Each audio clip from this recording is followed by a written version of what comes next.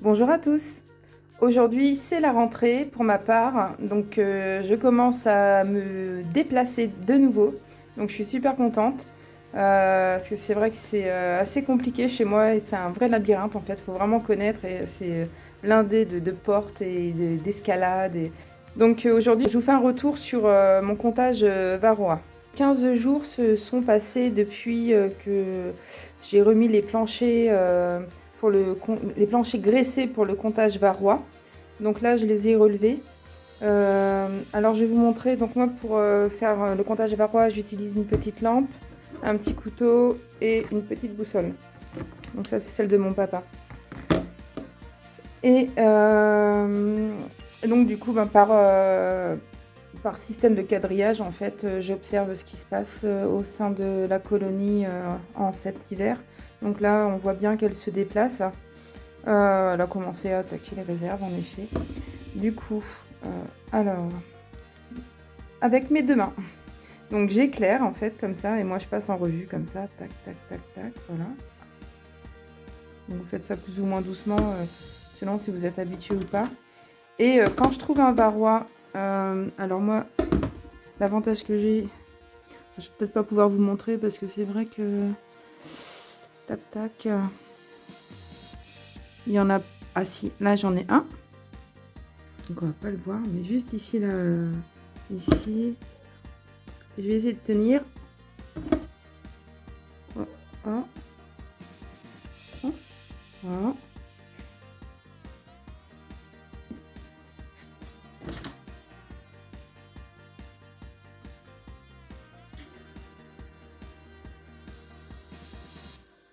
Donc, oh, c'est pas évident de vous montrer parce que je tiens la lampe dans ma bouche.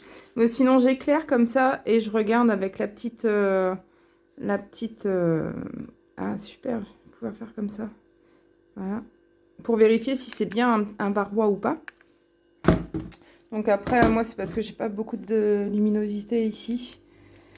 Comme d'habitude. Donc, j'utilise une lampe, mais sinon, quand on a une bonne luminosité, ça se voit à l'œil nu. Eh bien, pour cette saison, ma foi, j'ai pas mal de chance. Parce que je vais avoir une seule ruche à traiter. Et par chance, c'est une ruche qui est, comment dire, isolée. Donc, les autres ruches, en moyenne, sur 15 jours, j'ai retrouvé entre 0 et 4 varrois sur 15 jours. Donc, autant vous dire que la moyenne est nulle. Sur 15 jours, sachant que je rapporte mon nombre de varrois divisé par mon nombre de jours pour avoir une moyenne quotidienne du nombre de varrois tombés naturellement. Donc là, entre 0 et 4 sur 15 jours, c'est une moyenne nulle. Et l'autre, par contre, celle qui est isolée, j'ai retrouvé 44 varrois sur 15 jours, et là, c'est énorme. Donc celle-ci, je vais la traiter à l'acide oxalique. Je vais attendre là qu'il y ait un peu plus de soleil parce que bon, je trouve que 12 degrés c'est encore un peu juste. Mais bon, entre 12 degrés pendant, c'est même pas 5 minutes et puis 44 varrois en 15 jours, ça veut dire une infestation pour le début de saison au printemps. Je pense qu'il vaut mieux prendre le risque de l'exposer au froid. Donc voilà, de toute façon, ça c'est une ruche, une colonie d'abeilles noires que j'avais piégée. Et voilà, donc elle est relativement robuste. Voilà, donc tout ça pour vous expliquer comment compter rapidement le varroa. Donc c'est quelque chose qui se fait vraiment simplement. Donc ça on le fait en général, moi je le fais l'hiver parce que l'hiver hors couvain je peux faire un traitement. Alors moi je le fais par dégouttement à l'acide oxalique. Après on peut le faire aussi en début de saison. Donc quand il y a du couvain avec du varomètre par exemple, ça passe très bien, il n'y a aucun danger comment dire, le couvain. Et puis à la fin de l'été aussi. Donc voilà, après faut faire le comptage, hein, ça sert à rien de traiter. Donc à la fin de l'été, je sais qu'il y en a beaucoup qui utilisent aussi l'apivar, là, la molécule d'amitrase.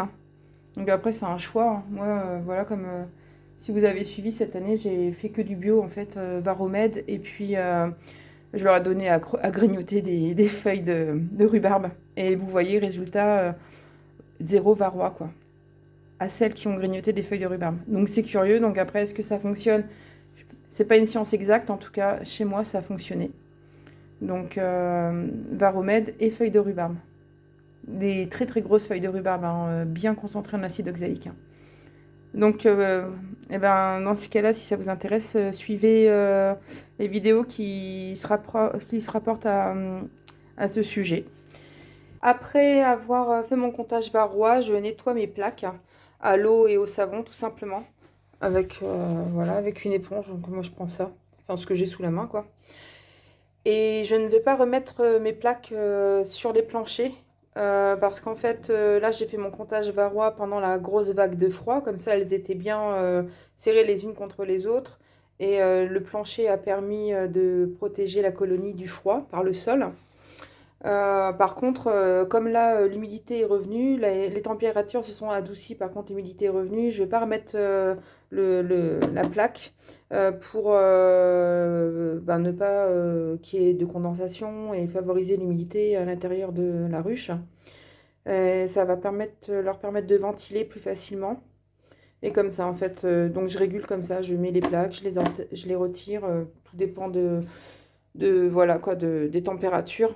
Donc moi, je fonctionne beaucoup à l'instinct et pour le moment, ben, ça fonctionne très bien, quoi. J'ai pas de problème de moisissure, ni de, je sais pas, de teigne ou quoi, en fait.